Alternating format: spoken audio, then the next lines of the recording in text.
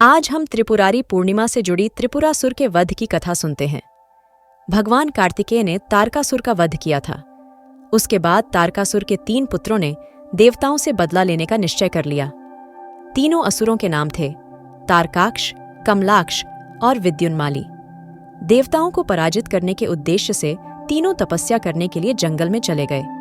उन्होंने हजारों वर्ष तक अत्यंत कठोर तप किया। उनके कठोर तप से ब्रह्मा जी प्रसन्न हुए और उनके सामने प्रकट हो गए।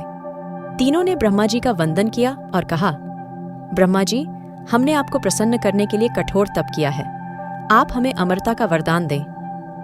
तब ब्रह्मा जी बोले, मैं आपको अमरता का वरदान नहीं दे सकता, परंतु तुम कोई ऐसी शर्त रख लो जो अत्यंत कठिन हो, जिसके पूर्ण होने पर ही आपकी मृत्यु होगी। उसका वरदान मैं तुम्हें दे सकता हूँ। तीनों ने बहुत विचार किया और ब्रह्मा जी से वरदान मांगा, हे प्रभु, आप हमारे लिए 3 तारों पर 3 नगरों का निर्माण करें। वे तीनों तारें अर्थात नगर जब अभिजित नक्षत्र में एक पंक्ति में आएंगे और उसी समय कोई व्यक्ति अत्यंत शांत अवस्था में हमें मारेगा, तभी हमारी मृत्यु होगी और हमें मारने के लिए उस व्यक्ति को एक ऐसे रथ और बाण की आवश्यकता होगी जो बनाना असंभव हो, केवल उससे ही हमारी मृत्यु हो। उनकी इच्छा सुनकर ब्रह्मा जी ने कहा, तथास्तु, आप तीनों के इच्छा के अनुसार ही होगा। तीनों असुरों को मिले वरदान के अनुसार ब्रह्मा जी ने उन्हें 3 तारों पर 3 नगर निर्माण करने के लिए विश्वकर्मा जी को आज्ञा दी। विश्वकर्मा जी ने तारकाक्ष के लिए स्वर्णपुरी, कमलाक्ष के लिए रजतपुरी और विद्युन्माली के लिए लौहपुरी का निर्माण कर दिया।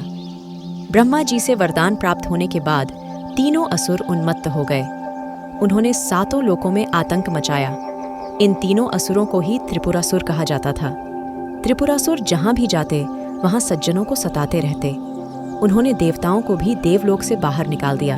त्रिपुरासुर के आतंक से त्रस्त होकर उन्हें हराने के लिए सभी देवता एकत्रित हुए। सभी ने अपना सारा बल लगाया, परंतु त्रिपुरासुर का प्रतिकार नहीं कर सके। अंत में सभी भगवान शिव जी के शरण में गए।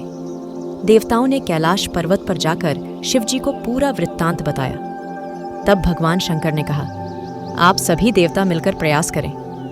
देवताओं ने कहा, प्रभु, हम सभी ने मिलकर त्रिपुरासुर का वध करने का प्रयास किया, परंतु कुछ नहीं कर पाए।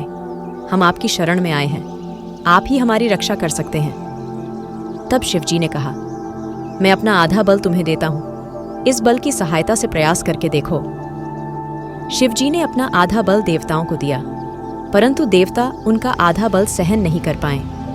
तब शिव जी ने स्वयं त्रिपुरासुर का संहार करने का संकल्प लिया।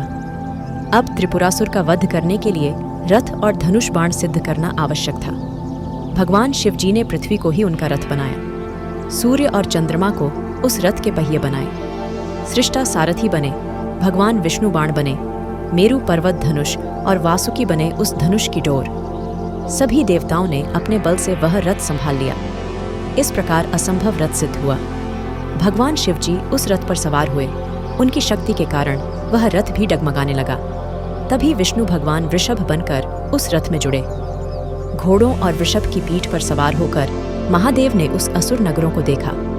अपने धनुष्य पर बाण रख उन्होंने पाशुपत अस्त्र का संधान किया और तीनों तारों को, नगरों को एक पंक्ति में आने का आदेश दिया। अभिजित नक्षत्र में तीनों नगर एक पंक्ति में आते ही भगवान शिव जी ने अपने बाण से तीनों नगरों को जलाकर भस्म कर दिया।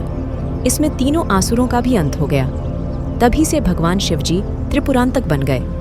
त्रिपुरांतक का अर्थ है 3 पुरों का अर्थात नगरों का अंत करने वाले। भगवान शिव जी ने जिस दिन त्रिपुरासुर का वध किया वह दिन था कार्तिक पूर्णिमा। इस पूर्णिमा को त्रिपुरारी पूर्णिमा भी कहते हैं। इस दिन घर में, घर के बाहर और मंदिरों में दियों की आरास बनाकर उनकी पूजा की जाती है और आनंदोत्सव मनाया जाता है।